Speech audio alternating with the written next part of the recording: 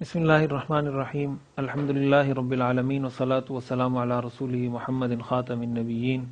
و امام المتقین وقائد الغر المحجلین وعلی آلہ واصحابہ اجمعین اما بعد۔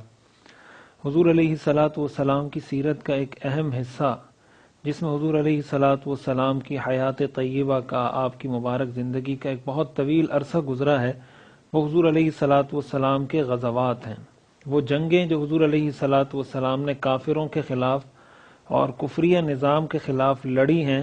اور اپنے صحابہ کرام اور اپنی اس ٹیم اور اپنی اس جماعت جس کو حضور علیہ الصلاۃ والسلام نے سال ہر سال کی محنت میں تیار کیا تھا، ان کو لے کر حضور علیہ الصلاۃ والسلام نے جو جنگیں لڑی ہیں کافروں کے خلاف، وہ حضور علیہ الصلاۃ والسلام کی سیرت کا بہت اہم حصہ ہے۔ اور ظاہر ہے کہ قرآن کریم کی آیت کے مطابق حضور علیہ الصلاۃ والسلام کی زندگی ہمارے لیے اسوہ حسنہ ہے اور نمونہ ہے۔ ہم نے اپنی زندگی کے ہر شعبے میں، اپنی زندگی کے ہر حصے میں حضور علیہ الصلاۃ والسلام کی سیرت اور آپ کی تعلیمات کو فالو کرنا ہے۔ سیرت کے اس حصے کا اگر مطالعہ کیا جائے، یہ تو بہت طویل بحث اور طویل تفصیل رکھنے والا ایک موضوع ہے، پورا ایک چیپٹر ہے، لیکن اس میں سے چند کچھ نکات میں ذکر کرنا چاہتا ہوں، چند اہم پوائنٹس جس کی طرف میں اشارہ کرنا چاہتا ہوں کہ سیرت کے وہ رہنما اصول جو ہمیں ملتے ہیں، اور آج کی دنیا میں چاہے وہ فزیکل جنگ ہو یا چاہے وہ نظریاتی جنگ ہو یا چاہے وہ 5th جنریشن وار ہو یا جنگ کی کوئی بھی قسم ہو، لڑائی کی کوئی بھی قسم ہو، ہم ان ساری جنگوں کی مختلف اقسام میں ان ساری چیزوں کو سامنے رکھیں اور اس کو فالو کرتے ہوئے اور حضور علیہ الصلاۃ والسلام کی سیرت کا مزید مطالعہ کرتے ہوئے اپنی زندگی گزاریں اور اس میدان میں اتریں تو یقیناً اللہ تعالی ہمیں کامیابی نصیب فرمائیں گے۔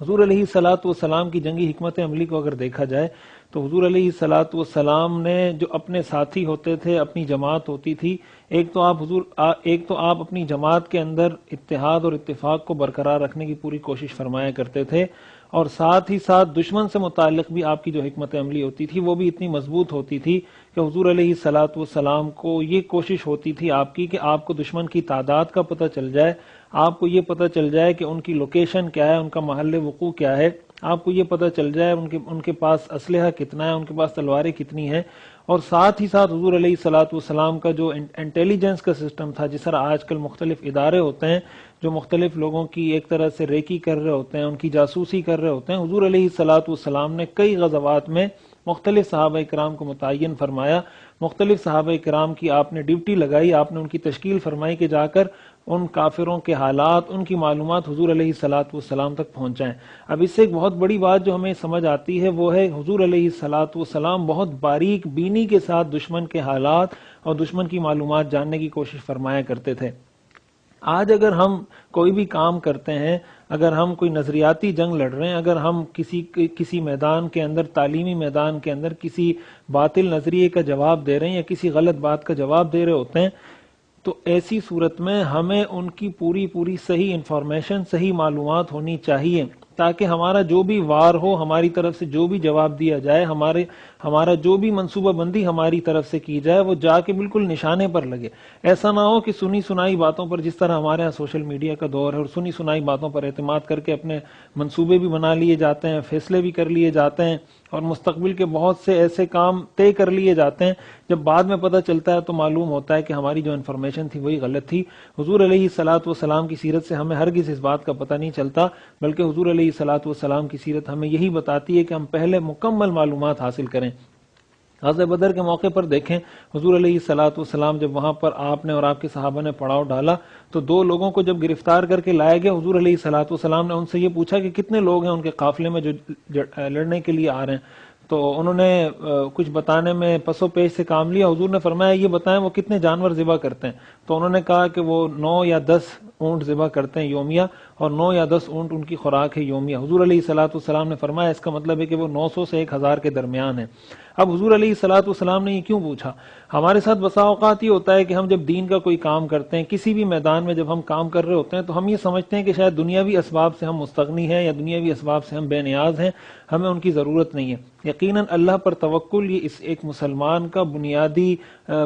اس کی ایک اساس ہے، اور اسی پر اس کا بھروسہ ہوتا ہے، اور اسی سے اللہ اس کو کامیابی عطا فرماتے ہیں۔ لیکن دنیا دار الاسباب ہونے کی وجہ سے ایک نظام فطرت جو اللہ تعالیٰ نے بنایا وہ اسباب کے تحت چل رہا ہوتا ہے، اور انہی انہی اسباب کو حضور علیہ الصلوۃ والسلام نے اختیار کیا، اور قرآن کریم میں اللہ تعالیٰ نے ارشاد فرمایا وَأَعِدُّوا لَهُم مَّا اسْتَطَعْتُم مِّن قُوَّةٍ کہ جتنی تم قوت تیار کر سکتے ہو اپنے دشمن کے خلاف بھرپور تیاری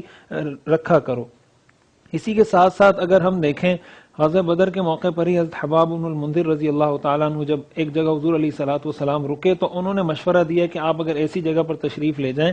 جہاں ہم پانی پر ہوں، ہمیں پانی میسر ہو اور ہمارا دشمن پانی سے دور ہو، تاکہ اس کو پیاس کی تکلیف ستائے اور وہ یہاں سے جلدی شکست کھا کر چلا جائے۔ حضور علیہ الصلوۃ والسلام نے حضرت حباب بن المنذر کی رائے کو قبول فرمایا اور آپ ایسی جگہ پر تشریف لے کر گئے جہاں مسلمانوں کو پانی میسر تھا اور کافروں کو میسر نہیں تھا۔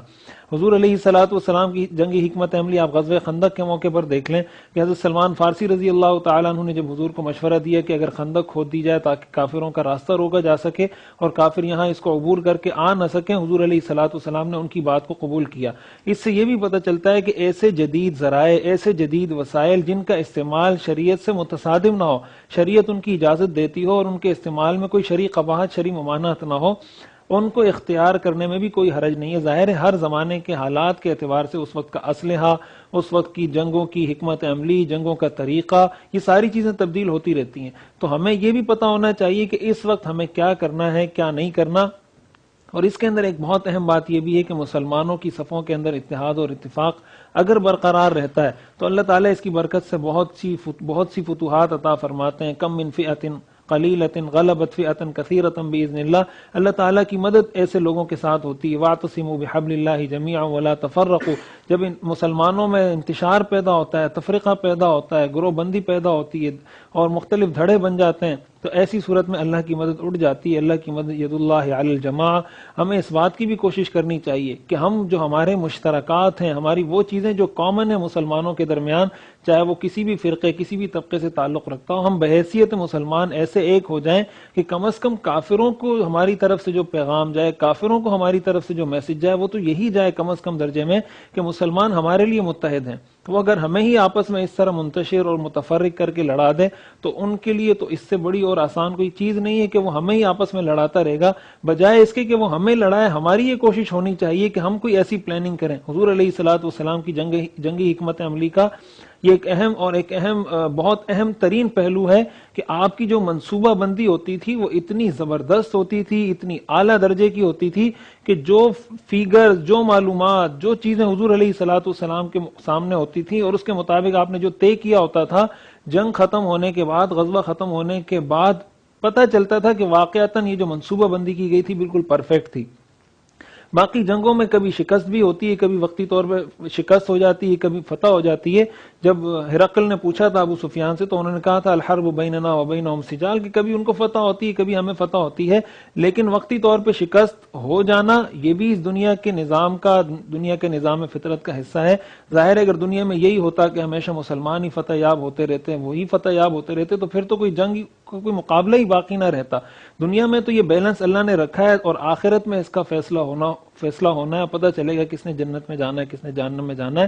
اس سے ہمیں یہ بھی پتہ چلتا ہے کہ اگر کبھی وقتی طور پہ شکست ہو، پریشانی ہو، جس طرح آج کل مسلمانوں کے حالات ہیں، مسلمان ہر جگہ بڑی مشکل میں ہیں، بڑی پریشانی میں ہیں، تو اس کا ہرگز یہ مطلب نہیں کہ ہم حوصلہ ہار جائیں، ہم پریشان ہو جائیں۔ حدیث میں آتا ہے کہ اگر قیامت قائم ہو جائے اور تمہارے ہاتھ میں ایک پودا ہو اور تمہیں یقین ہو کہ قیامت قائم ہونے سے پہلے میں یہ پودا لگا سکتا ہوں، آپ نے فرمایا وہ پودا لگا لینا۔ اس کا مطلب یہ کہ اپنے حصے کا کام ہم نے کرنا ہے، کبھی مایوس نہیں ہونا۔ ہاں ہمیں یہ پتہ ہونا چاہیے کہ ہماری سمت سیدھی ہے، ہمارا رخ ٹھیک ہے اور ہم جس جانب بڑھ رہے ہیں وہ شریعت کے مطابق ہے، وہ سیرت کے مطابق ہے۔ میری یہ درخواست ہے تمام مسلمان بہنوں اور بھائیوں سے کہ حضور علیہ الصلوۃ والسلام کی سیرت کا مطالعہ کریں تاکہ ہم صحیح معنوں میں ایسے مسلمان بن سکیں جیسا مسلمان بننا شریعت کو مطلوب ہے، جیسے مسلمان بننا شریعت چاہتی ہے کہ ہم بن جائیں۔ اللہ تعالی ہمیں جس طرح دیکھنا چاہتے ہیں ایسے مسلمان ہم بن جائیں۔ جو بھی سیرت کی کتاب آپ کو دستیاب ہے، جو بھی سیرت کے دروس آپ کو دستیاب ہیں، ان کو سننے کی کوشش کریں اور پھر اس سے جو سبق ملتا ہے، اس سے جو دروس ملتے ہیں، اس کو اپنی زندگی میں امپلیمنٹ کرنے کی، اس کو اپنی زندگی میں لانے کی کوشش کریں، تو یقیناً ہماری زندگی میں بہت بہترین اور خوشگوار تبدیلیاں آئیں گی۔ اللہ تعالی ہمیں سمجھنے اور عمل کرنے کی توفیق عطا فرمائے۔ وآخر دعوانا ان الحمد للہ رب العالمین۔